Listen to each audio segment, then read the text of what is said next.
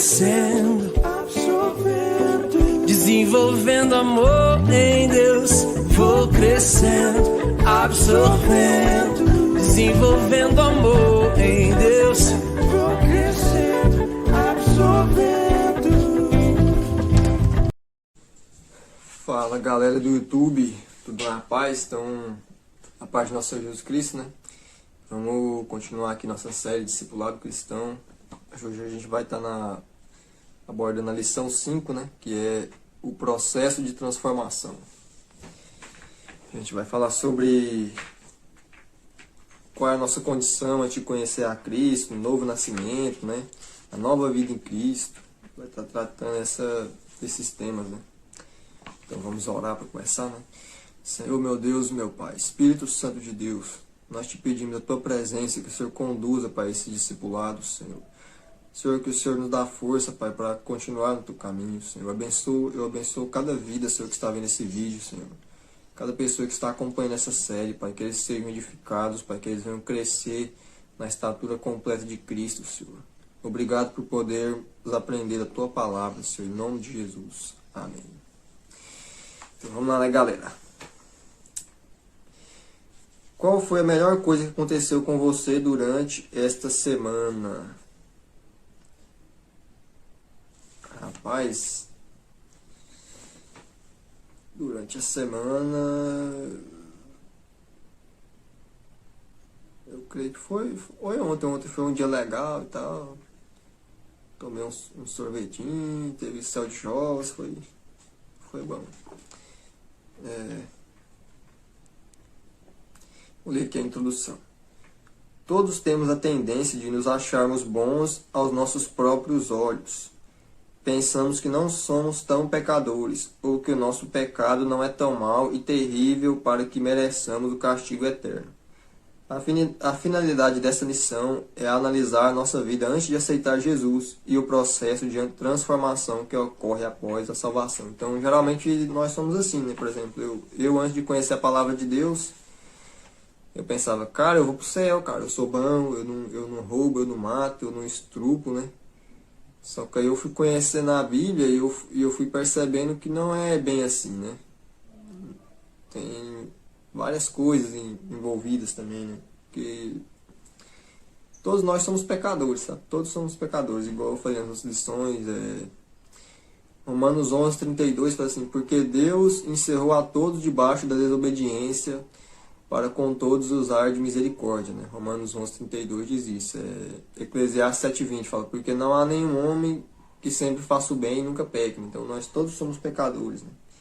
Principalmente quando a gente não conhece a Jesus e a Bíblia, né? Aí a gente pega com força mesmo. Primeiro, antes de conhecer Jesus, você estava morto para Deus. O texto de Efésios 2:5 diz que nós estávamos mortos por causa dos nossos pecados. Vou ler o texto aqui, Efésios 2:5. Estando nós ainda mortos em nossas ofensas, nos vivificou juntamente com Cristo. Pela graça sois salvos. Contudo, a partir do momento em que Jesus entra em nossa vida, ele restaura o projeto de Deus, o de termos vida e vida em abundância. João 10:10. João 10:10 diz assim, o ladrão não vem senão a roubar, a matar e a destruir. Eu vim para que tenham vida e a tenham com abundância, né? Então, o ladrão aqui é a figura do diabo, né? Do inimigo. Ele vem para roubar, para matar e para destruir, né? E Jesus vem para que a gente tenha vida em abundância, né? Igual eu expliquei, só existe a verdadeira vida está em Deus, né? Está em Deus, em Cristo, né? Jesus fala, eu sou o caminho, a verdade e a vida. E antes de recebermos Jesus, a gente estava mortos para Deus. Por quê? Porque a gente não podia ter aquela... A gente estava separado de Deus, né? Porque Jesus é que nos reconcilia através da obra da cruz, né? Do sangue, né? Derramado. Porque somos pecadores e Deus é santo e tal. Mas quando aceitamos Jesus, o sangue de Jesus nos purifica de todo pecado. A gente volta a ter a comunhão com Deus, né? Recebemos o Espírito Santo e somos vivificados, né? Temos a vida de Deus em nós, né? Você percebeu a diferença entre os dois tipos de vida que podemos ter? O primeiro é de destruição, sem Jesus, né? Onde o diabo controla. O segundo é de abundância, né? Com Jesus na direção. Com o pecado de Adão e Eva, a humanidade tornou-se egoísta. Por isso, anda segundo o desejo da sua carne e do seu pensamento. Efésios 2, do 1 ao 3. Vou pegar minha Bíblia aqui para estar lendo para vocês.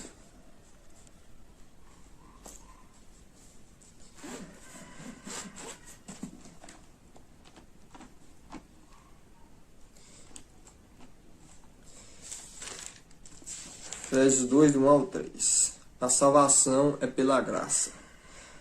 E vos vivificou, estando vós mortos em ofensas e pecados, em que noutro tempo andaste, segundo o curso deste mundo, segundo o príncipe das potestades do ar, do espírito que agora opera nos filhos da desobediência, entre os quais todos nós também antes andávamos, nos desejos da nossa carne, fazendo a vontade da carne e dos pensamentos, e éramos, por natureza, filhos da ira, como os outros também, né? Então, por que filhos da ira? Porque a gente vivia em desobediência a Deus, entendeu? A gente não tinha consciência de pecado, né? A Bíblia fala que é o Espírito Santo que convence o homem do pecado, da justiça e do juízo, né? João 16, 8.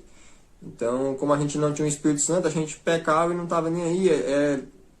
Eu vivia em desobediência deliberada, né? Tipo, desobedecer a Deus, né? Sem estar nem aí. Então, éramos filhos da desobediência, e por ser os filhos da desobediência, eram filhos da ira de Deus, né? Quando a gente não conhecia a Jesus, né? Todos, entendeu? Falava aqui, ó. E éramos, por natureza, filhos da ira, como os outros também, né? Igual eu falei, Romanos 11, 32. Porque Deus encerrou a todos debaixo da desobediência, para com todos usar de misericórdia. Então, todos somos pecadores, todos precisamos de Jesus, né? Todo ser humano precisa de Cristo para ser reconciliado, né? Precisamos do sangue de Jesus para nos purificar dos nossos pecados. Principalmente e também do Espírito Santo, para nos convencer do pecado, da justiça e do juízo, né? Porque a gente recebe aquele convencimento do pecado, né? O Espírito Santo mostra, ó, isso é pecado. E quando a gente não tinha o Espírito Santo, a gente pecava e não estava nem aí, né? Não fazia diferença, né? Então, por isso eram os filhos da desobediência, né? As obras da carne estão relacionadas em Gálatas 5, do 19 ao 21. Vou pegar outra Bíblia aqui que tem uma tradução mais fácil de entender. Vou pegar aqui.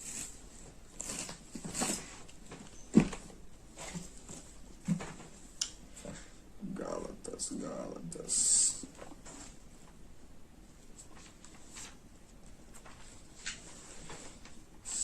Vou achar aqui. Gálatas 5, 19 a 21. Vou ler aqui para ele.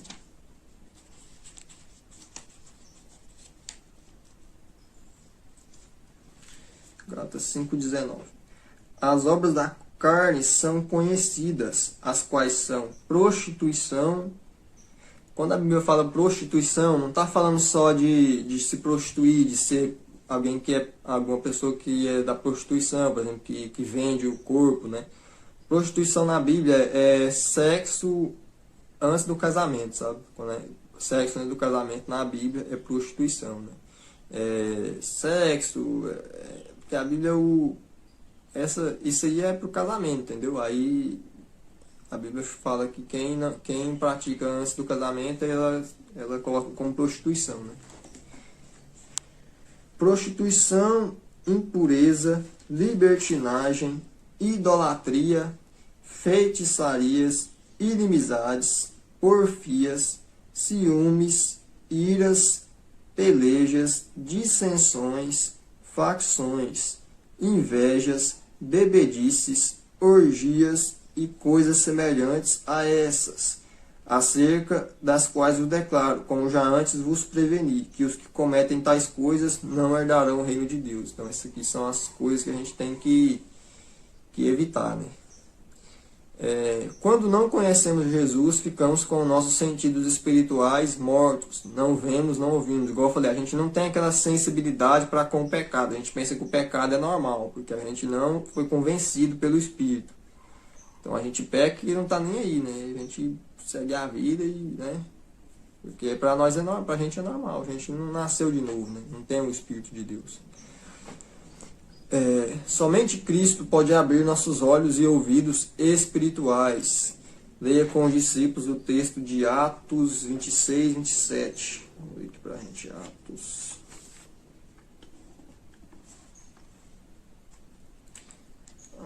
28, né, do 26 a 27. Né? Atos 28.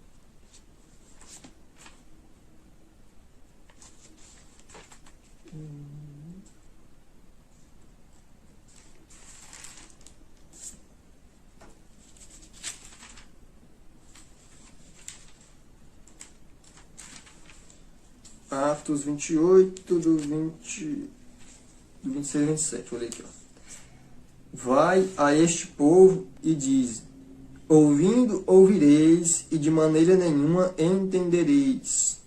Vendo vereis, e de maneira nenhuma percebereis. Porque o coração deste povo está endurecido. Com os ouvidos ouviram de má vontade, e fecharam os olhos, para que jamais vejam com os olhos, nem ouçam com os ouvidos, nem entendam com o coração, e se convertam, e eu os cure, né? Isso aqui é porque tem pessoas que têm resistência, né? Elas ouvem a palavra da verdade, mas fala que é como se eles ouvem e não entendem, né? Eles veem e não percebem, né? Por quê? Porque o coração está endurecido, né? Porque não quer, eles ouviram de má vontade, né?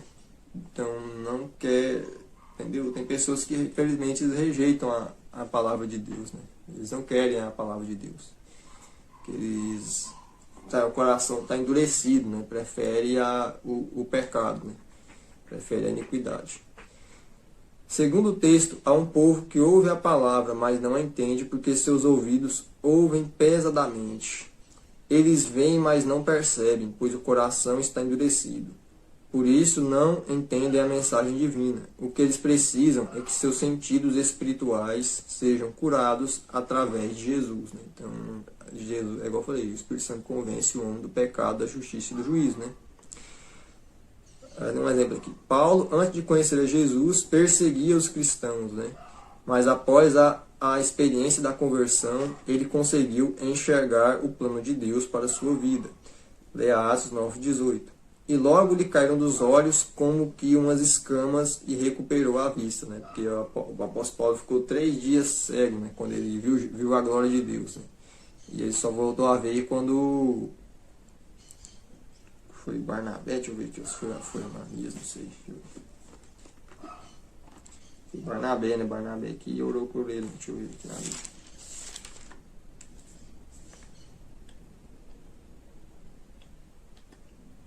Ananias, né? Ananias orou para Paulo voltar a vir, né? Aí voltou a vir. Um texto que revela que Paulo estava física e espiritualmente cego. Você já percebeu que algumas pessoas não querem ouvir falar de Jesus, né? Você diz a elas que em Cristo podem encontrar a cura para a enfermidade, a salvação, a vida. Contudo, vê como elas se debatem e não querem ter um encontro com o Senhor. Na realidade, é o diabo que cega seus entendimentos, né? 2 Coríntios 4:4. Vou ler aqui para nós. 2 Coríntios 4:4. Nos quais o Deus deste século cegou os entendimentos dos incrédulos, para que lhes não resplandeça a luz do Evangelho da glória de Cristo, né? Que é a imagem de Deus. Então muita gente está cegada pelo diabo, né? Não se convence do pecado, né? Sabe? Não tem a resistência, né? Se o diabo cega os sentidos espirituais de uma pessoa, o que fazer, né? Então, ore para que o Espírito Santo comece a curá-la, né? Somente nesse instante a pessoa conseguirá enxergar e ouvir as verdades sobre Jesus. Então, a oração tem muito poder, né? E a Bíblia fala que nós somos 1 Pedro 2:9, fala, mas vós sois a geração eleita, o sacerdócio real, a nação santa, o povo escolhido de Deus, né? Para que anuncieis as virtudes daquele que vos tirou das trevas para a sua maravilhosa luz, né? Então, nós somos sacerdotes, nós podemos orar, né? Lógico que Jesus é o sumo sacerdote, né?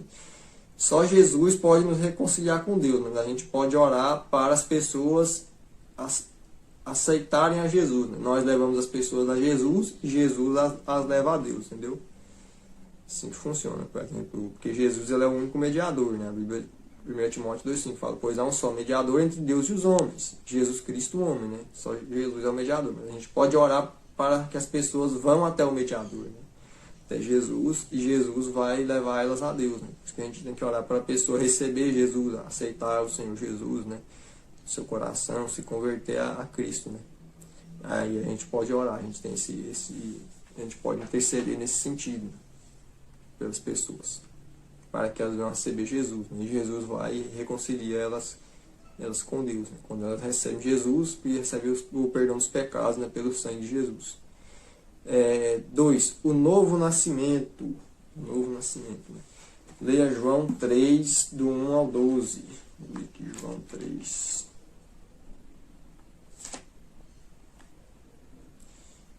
João 3, do 1 ao 12. Jesus instrui Nicodemos acerca do novo nascimento.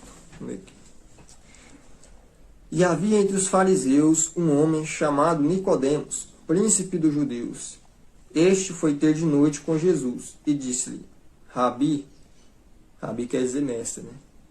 Bem sabemos que és mestre vindo de Deus, porque ninguém pode fazer estes sinais que tu fazes, se Deus não for com ele. Jesus respondeu e disse-lhe: Na verdade te digo, que aquele que não nasceu de novo não pode ver o reino de Deus. Disse-lhe Nicodemos: Como pode um homem nascer sendo velho? Falando, como é que eu vou nascer de novo se eu já nasci da minha mãe, né? Eu já estou velho já, cara. Como é que eu faço isso? Aí ele falou: Porventura pode tornar a entrar no ventre de sua mãe e nascer? Por exemplo, eu vou entrar no ventre da minha mãe, na barriga da minha mãe de novo, vou nascer de novo, né? Aí Jesus respondeu: Na verdade te digo, que aquele que não nascer da água e do Espírito não pode entrar no reino de Deus. O que é nascido da carne é carne, o que é nascido do Espírito é Espírito. Não te maravilhes de te ter dito: necessário vos é nascer de novo.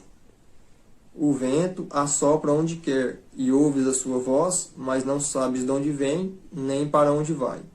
Assim é todo aquele que é nascido do Espírito. Nicodemos respondeu e disse-lhe: Como pode ser isso, né? Como pode acontecer isso, né? Jesus respondeu e disse: Tu és mestre de Israel e não sabes isso? Na verdade te digo que nós dizemos o que sabemos e testificamos o que vimos, e não aceitais o nosso testemunho. Se vos falei de coisas terrestres e não crestes, como crereis se vos falar das celestiais? Ora, ninguém subiu ao céu, senão o que desceu do céu. Né? Ninguém subiu ao céu, senão o que desceu do céu. O Filho do homem que está no céu. Né? Então Jesus, que ele desceu do céu, mas ele também estava no céu, porque ele é Deus. Né? E como Moisés levantou a serpente no deserto, assim importa que o Filho do homem seja levantado. Né? Jesus estava falando a referência da sua crucificação, né? Que ele seria levantado, né? Na crucificação. E também a passagem lá de Números 21, do 4 ao 9, né? Que fala sobre a serpente, né? Que o povo, Deus... Depois tem que ler lá para entender melhor, né? Lá em Números. Para que todo aquele que nele crê não pereça, mas tenha a vida eterna, né? Entendeu?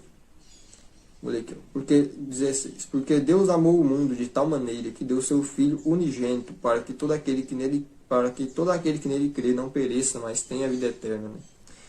17. Porque Deus enviou seu Filho ao mundo não para que condenasse o mundo, mas para que o mundo fosse salvo por ele. Por quê? Porque o mundo já está condenado, entendeu? Jesus não veio para condenar, porque o mundo já está condenado. Jesus veio para salvar, né? Quem receber ele vai ser salvo. Ele veio para trazer salvação, para dar oportunidade de salvação para o ser humano. Né? Nesse diálogo, Jesus mostrou a Nicodemos que ele precisava nascer de novo para poder ver o reino de Deus. Nicodemos então perguntou a Jesus no verso 4: Como pode um homem nascer sendo velho? Pode, porventura, voltar ao ventre de sua mãe e nascer outra vez? Né? Perguntou. Algumas pessoas pensam que novo nascimento é nascer da carne outra vez. Mas Jesus aqui não está falando de reencarnação, como dizem os espíritas. Se isso acontecesse, nasceria o mesmo homem pecador com a mesma natureza pecaminosa de Adão, né? Então vai nascer pecador do mesmo jeito. E lá em Hebreus 9:27 fala assim: porque aos homens está ordenado morrerem uma vez, e vindo depois disso o juízo, né? Então o homem morre uma vez e já vem para o juízo, já vai. Aí depois do juízo ou é céu ou é o inferno, né? Reencarnação não existe. Não se trata de um nascimento produzido pelo relacionamento entre um homem e uma mulher, mas é resultado de uma ação sobrenatural do Espírito Santo. É nascer de Deus, né? Nascer do Espírito de Deus. Veja o que diz o verso 6. O que é nascido da carne é carne, o que é nascido do Espírito é Espírito. Todo aquele que deseja entrar no reino de Deus precisa nascer de novo, né? Então a gente precisa nascer de novo, porque Jesus, ele veio para estabelecer a era do Espírito, sabe? O reino de Deus. O reino de Deus, ele já é, mas ainda não. O que é o reino de Deus? É Deus reinando nos corações arrependidos, entendeu? Mas por que já é e ainda não? Porque Deus, ele já está reinando no coração dos arrependidos, que é a igreja, o corpo de Cristo, né? Mas a completude do reino só vai acontecer na vinda de Cristo, entendeu? Que ele vai estabelecer a era do Espírito, né? E a era da carne vai acabar, entendeu? Vai ser condenada, né? O que é a era da carne? É o sistema que é contra os preceitos de Deus, é o sistema mundano, entendeu? A Bíblia fala que os que estão na carne não podem agradar a Deus, os que estão nesse sistema, entendeu? Os que seguem a ordem da carne, sabe? Em rebelião contra Deus, entendeu? E no final não vai prevalecer, entendeu? Jesus vai estabelecer a era do Espírito e a Bíblia diz que vai ser criado novos céus e nova terra, onde habita a justiça, né? E Jesus vai estabelecer o reino de Deus, né? E o reino de Deus já é no coração das pessoas, né? Na igreja, o reino de Deus já está no meio do povo de Deus. Mas a completude, quando a gente vai ver o reino, assim, que Jesus vai estabelecer mesmo o reino, assim, é quando ele voltar, né? Então, através do novo nascimento, há uma mudança na história da sua vida. A história da humanidade está dividida em antes de Cristo, AC, né, e DC, né, depois de Cristo. Seria tanto que Jesus, cara, ele é o homem mais influente da história, sabe? Eu estava vendo uma pesquisa, primeiro é Jesus, depois é Maomé, né? Mas, cara, até a história, cara. A história é dividida em antes de Cristo e depois de Cristo. Entendeu? Então ele é o ser humano mais influente, né? Por exemplo, vou mostrar aqui o desenho aqui, ó. Antes de Cristo, né? Antes de Cristo, depois de Cristo, né? E a cruz simbolizando, né? Antes de Cristo, depois de Cristo. Assim também é a história da sua vida pessoal, né? Então, tem uma vida antes de Cristo e uma vida depois de Cristo, né? O Senhor Jesus é o marco divisor da sua história de vida. Você perceberá mudança gradativa em suas atitudes, no seu linguajar, em seus pensamentos, no seu modo de se relacionar com as pessoas. Tudo mudará, né? Por isso nascemos de novo. Quem nasceu de novo é a mesma pessoa, mas com uma nova natureza, né? Com as características de Jesus, que nós recebemos do Espírito Santo. O Espírito Santo é a natureza de Deus, a essência de Deus, né? Que ele é Deus, né? Deus é Deus Pai, Deus Filho e Deus Espírito Santo. Então nós temos o Espírito de Deus morando em nós, a natureza de Deus morando em nós. Por isso que a gente tem aquela sensibilidade para com o pecado, né? E conhecemos mais profundamente a vontade de Deus, né? E temos sede por Deus, né? Queremos estar perto de Deus, queremos buscar a Deus, né? A cruz é como uma bomba atômica que precisa ser colocada bem nos alicerces da nossa construção, né? Aí ela explode, né? E cai tudo por terra. Então a nossa vida cai por terra. Quando a gente recebe Jesus, é uma mudança radical, né? O plano de Deus começa por uma demolição para dar lugar a uma estrutura totalmente nova a ser levantada sobre um novo alicerce, que é Cristo, né? Então a gente entra no processo de transformação. Cada dia a gente vai, nosso caráter é transformado, a gente aprende mais, né? A transformação gradativa. É igual eu coloquei um devocional de Filipenses 1:6, assim, Deus não tem varinha mágica, né? É porque é um processo a nossa vida. A gente não vai... A santidade é gradativamente, a gente vai crescendo em santidade, sabe? Como eu falei, Deus não tem varinha mágica. Quem tem varinha mágica é bruxo, né? Deus é um pastor, e o pastor tem cajado. Então Deus, a transformação não é assim, né? Instantânea, né? A gente vai lutando contra as nossas falhas, limitações, e cada dia a gente aprende mais, né? Dessa maneira. O novo nascimento é uma operação do Espírito Santo, que age diretamente no espírito do homem, que estava morto para Deus por causa do pecado, né? Dando-lhe vida e restabelecendo assim a sua comunhão com Deus. Através do novo nascimento ganhamos uma família, né? Que é a igreja, né? Os cristãos, né? Somos a nossa família espiritual, né? Filipenses 2:19. Vou ler aqui para nós. Filipenses 2:19.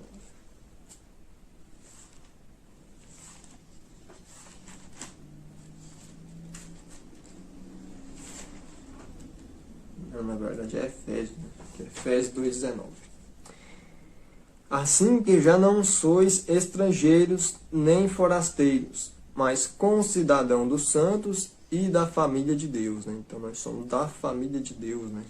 A família de Deus é a família espiritual, a igreja, né? Você tem convicção de que nasceu de novo pela fé em Cristo, né? A gente tem que ter essa convicção. A partir de agora começará um processo de transformação em sua vida. A prova mais evidente de que você nasceu de novo, nasceu de Deus, é que você não vive mais na prática do pecado, né? 1 João 5:1, né? 5:1 diz assim. 1 João 5:1. Todo aquele que crê que Jesus é o Cristo é nascido de Deus. E todo aquele que ama o que gerou, ama o que dele é nascido, né? E 18, né? Sabemos que todo aquele que é nascido de Deus... vou ver se eu acho outra versão aqui, peraí.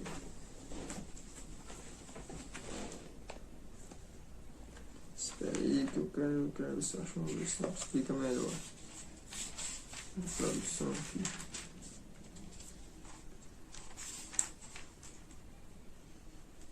Aqui, ó.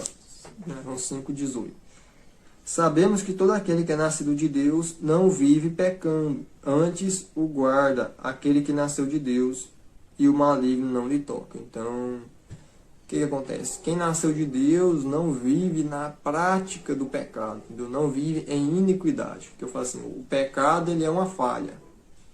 Agora, a iniquidade é uma malandragem. O que é a iniquidade? É a desobediência deliberada. Entendeu? A pessoa que não está nem aí não está nem aí, peca e não está nem aí. Igual eu falei, quando a gente não conhecia a Cristo, a gente era de jeito, pecado não estava nem aí. Mas quando a gente recebe a Cristo, quando a gente peca, a gente sente aquela dor, aquela coisa, sabe? A gente se entristece, a gente, nossa, a gente luta contra o pecado, né? Uma das principais características do cristão é que ele luta contra o pecado, entendeu? E, por exemplo, o que é a iniquidade? Por exemplo, eu peco, eu luto contra um pecado. Aí eu peco essa semana. Aí eu peco semana que vem. Aí eu peco na outra semana. Peco na outra semana. Então, será que eu estou me esforçando, entendeu?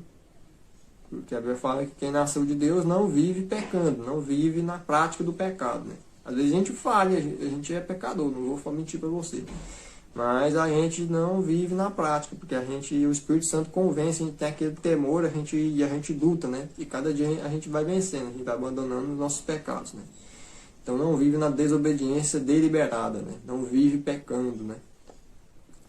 Seu prazer agora está em Deus e em fazer a sua vontade. Romanos 12:2. Romanos 12:2. Romanos 12:2. Romanos 12:2. E não vos conformeis com este mundo, mas transformai-vos pela renovação do vosso entendimento, para que experimenteis qual seja a boa, agradável e perfeita vontade de Deus. Então, quem nasceu de novo não se conforma com esse mundo, né? Igual eu falei sobre a era da carne e a era do espírito. Ele não quer a era da carne, ele quer viver a era do espírito. Ele não quer seguir o sistema do mundo, sabe? A vida mundana, né? A vida que está aí no mundo aí. Ele não quer, ele quer servir a Deus, né? O seu prazer está em Deus e fazer a vontade de Deus. 3. A nova vida em Cristo. Após o novo nascimento, começa o processo de transformação, né? Que é o processo de santificação. Né? A gente vai sendo santificado, cada vez a gente vai sendo aprimorado, né?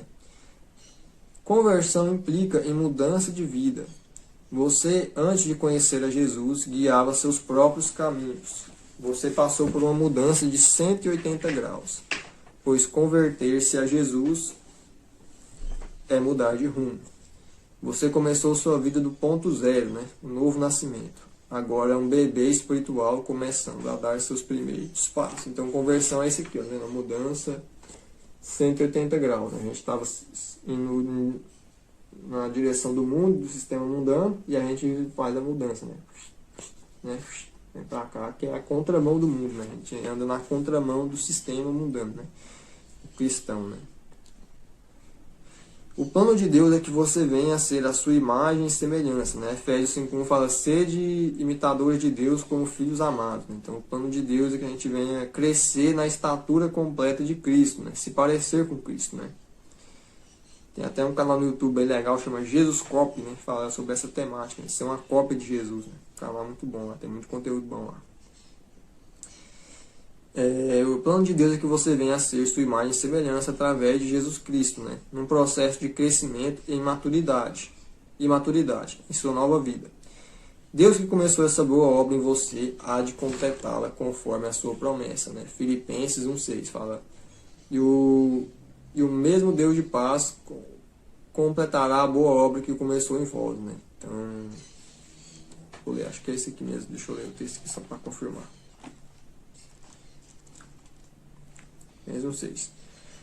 Não, errei aqui, ó. Tendo por certo isso mesmo, que aquele que em vós começou a boa obra, a aperfeiçoará até o dia de Jesus Cristo. Né? Igual eu falei, é o processo, né, de santidade. A gente vence, a gente luta contra uma falha, a gente vence ela.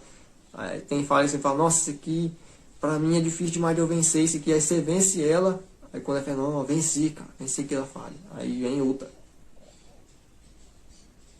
E geralmente é mais difícil que o anterior, entendeu? A gente vai descobrindo, a gente vence os pecados, vai descobrindo outras falhas, para a gente ser aperfeiçoado até chegar à imagem de Deus, a estatura completa de Cristo, né? Se parecer com Jesus, né?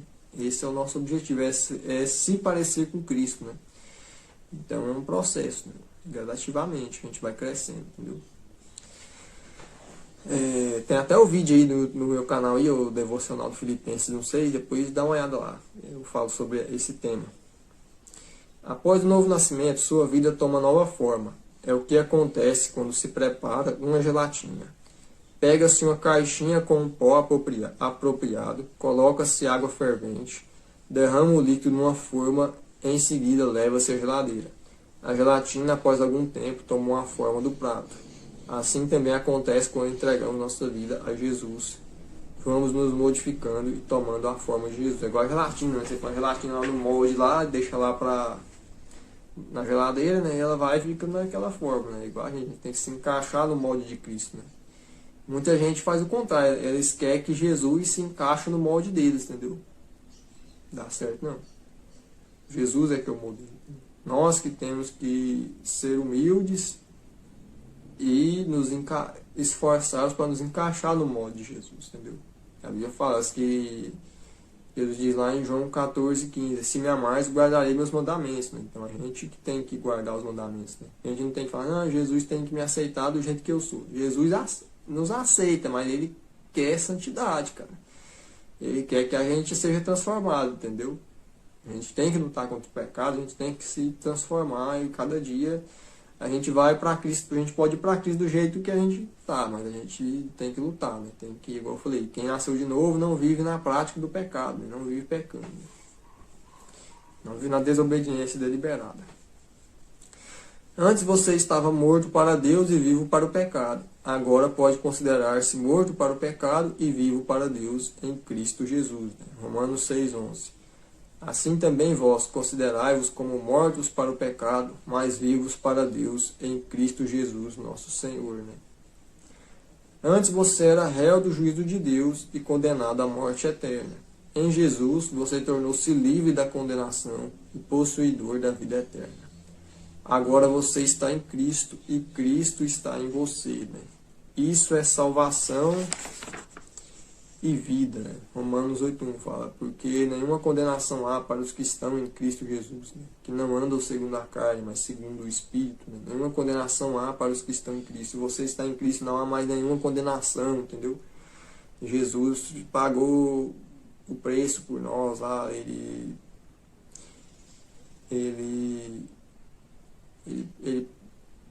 nos salvou, ele perdoou o nosso pecado. Não há condenação para nós que estamos em Cristo, Nós somos justificados pelo sangue de Cristo, pela morte e ressurreição de Cristo. Você também tornou-se o templo, o santuário do Espírito Santo. 1 Coríntios 6:19. 1 Coríntios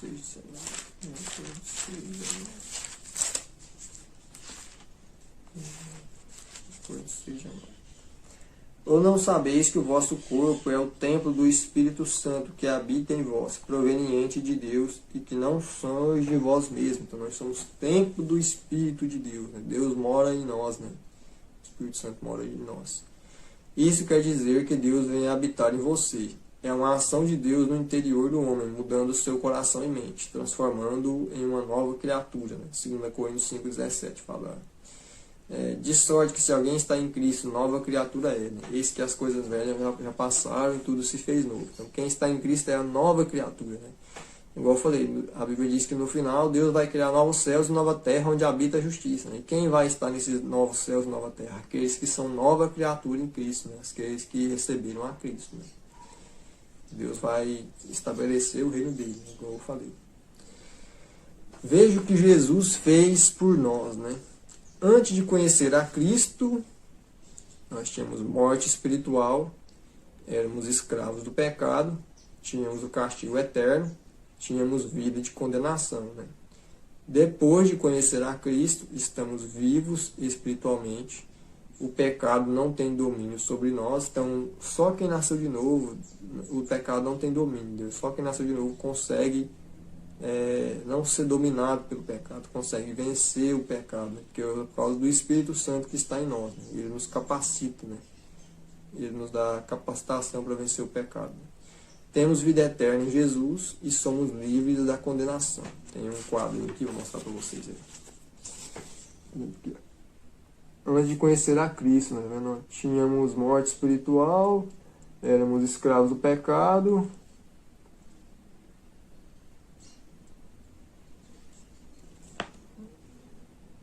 Tínhamos o castigo eterno, e tínhamos vida de condenação. Depois de conhecer a Cristo, estamos vivos espiritualmente, o pecado não tem domínio sobre nós,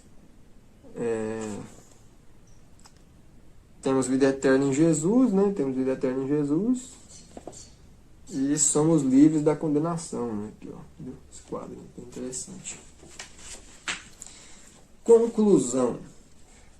Agora que você analisou sua vida antes de aceitar a Cristo e entendeu como acontece a transformação que está ocorrendo em seu interior, conhecida como nascer de novo, você deseja servir e glorificar a Deus cada dia da sua vida aqui na terra, Então esse é um desejo do cristão, A Bíblia fala em 1 Coríntios 10:31. Portanto, quer comais, quer bebais, ou façais outra coisa qualquer, fazei tudo para a glória de Deus. Então o cristão tem o desejo de viver uma vida para a glória de Deus, Para a Bíblia, para uma vida que louva a Deus, Que a adoração não é só você chegar lá no culto e cantar, A adoração é você viver em louvor a Deus, Suas atitudes, por exemplo, durante a semana, tudo é adoração, Nós somos um culto a Deus, Nós somos um culto. Algumas pessoas pensam e vivem como se houvessem 3 caminhos. o caminho largo para os que vão para o inferno, o caminho estreito para os pregadores e missionários, e um terceiro caminho, nem muito largo, nem estreito demais, o caminho médio para o restante dos crentes. É claro que isso não é bíblico, mas invenção do homem. Tudo para que ele continue a viver uma vida sem compromisso. Aceitar Jesus é mudança de vida, seguindo o único caminho. Né? João 14,6, quando Jesus diz: eu sou o caminho, a verdade e a vida, ninguém vem ao Pai a não ser por mim. Então o caminho, por exemplo, vida de oração, não é só para pregador, não é só para missionário, não é só para pastor, é para todos, entendeu? Leitura da palavra não é só para pregador, missionário, para pastor, é para todos, entendeu? A Bíblia fala, Romanos 14,12, mas cada um de nós dará conta de si mesmo a Deus. E a Bíblia fala em 1 Pedro 2,9 que nós somos, mas vós a geração eleita, o sacerdócio real. O que o sacerdote fazia? Ele queimava incenso. O que queimar incenso é orar, entendeu?